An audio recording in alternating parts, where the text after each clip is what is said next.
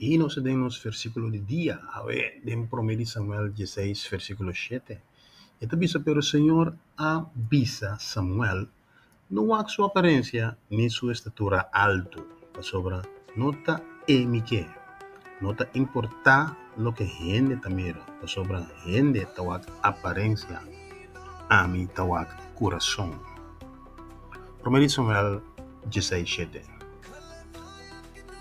Pero el Señor avisa Samuel, no a su apariencia ni su estatura alto, sobre nota que nota importar lo que gente te mira, sobre gente tawak apariencia, a mi tawak corazón.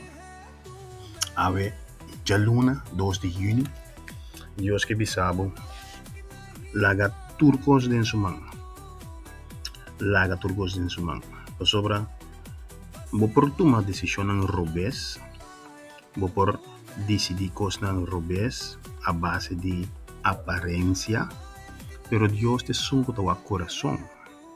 Laga Dios guiabo, laga Dios mostrabo, kiko Dios te mira de gente y no abo vai bisa Dios kiko abo te mira de gente.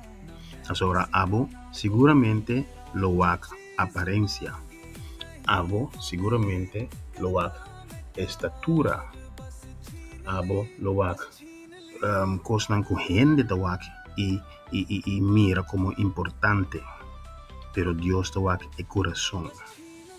Pues hago cada día como usa vista carnal para wak gente, luego toma decisión en robes, luego saca conclusión en robes, pero ahora no siña wak corazón bien, ante ahora nos lo wak manera Dios te wak.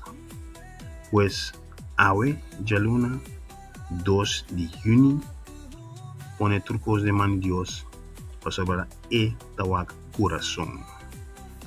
Feliz día.